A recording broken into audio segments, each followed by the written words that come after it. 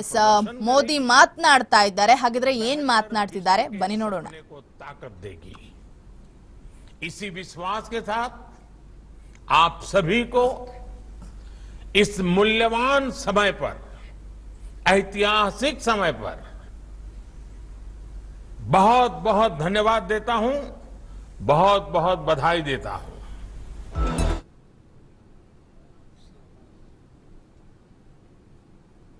देश में प्रकृति और पर्यावरण के दृष्टिकोण से जो एक और बड़ा काम हुआ है वो है ಇವಾಗ ಅದೇ ಮಾಡೋದು. वेटलैंड का विस्तार।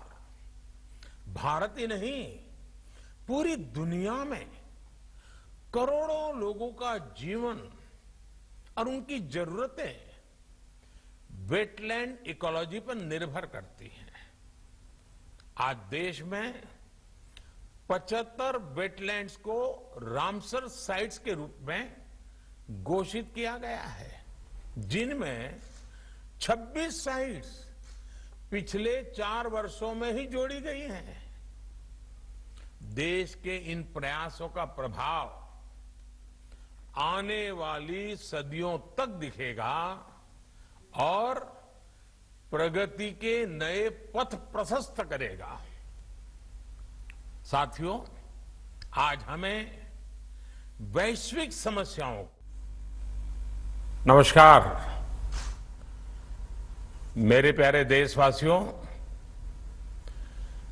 मानवता के सामने ऐसे अवसर बहुत कम आते हैं जब समय का चक्र हमें अतीत को सुधार कर नए भविष्य के निर्माण का मौका देता है।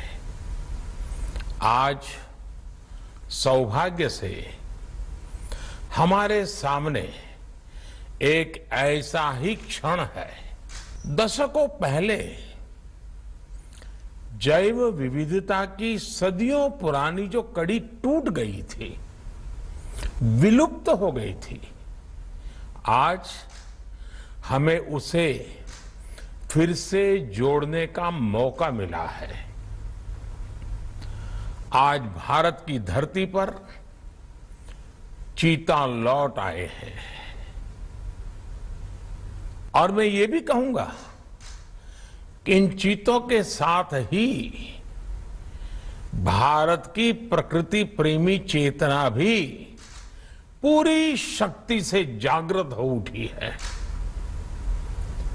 मैं इस ऐतिहासिक अवसर पर सभी देशवासियों को बहुत बहुत बधाई देता हूं।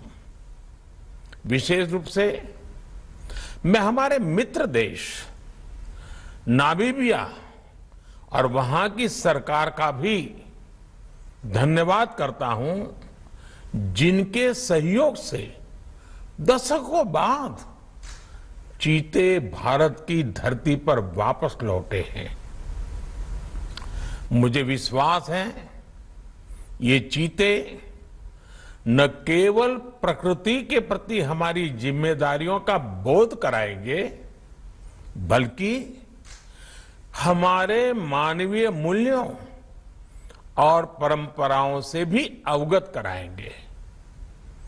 साथियों, जब हम अपनी जड़ों से दूर होते हैं तो बहुत कुछ खो बैठते हैं।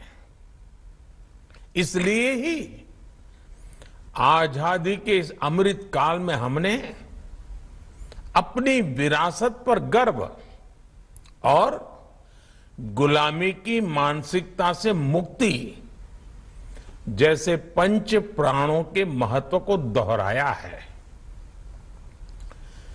पिछली सदियों में हमने वो समय भी देखा है जब प्रकृति के दोहन को शक्ति प्रदर्शन और आधुनिकता का प्रतीक मान लिया गया था। 1947 में जब देश में केवल आखिरी 3 चीते बचे थे तो उनका भी साल के जंगलों में निष्ठुरता व गैर जिम्मेदारी से शिकार कर लिया गया। ये दुर्भाग्य रहा कि हमने 1952 में चीतों को देश से विलुप्त तो घोषित कर दिया, लेकिन उनके पुनर्वास के लिए दशकों तक कोई सार्थक प्रयास नहीं हुआ। आज आजादी के अमृत काल में अब देश नई ऊर्जा के साथ चीतों के पुनर्वास के लिए जुट गया है। अमृत में तो वो सामर्थ्य होता है जो मृत को भी पुनर्जीवित कर देता है।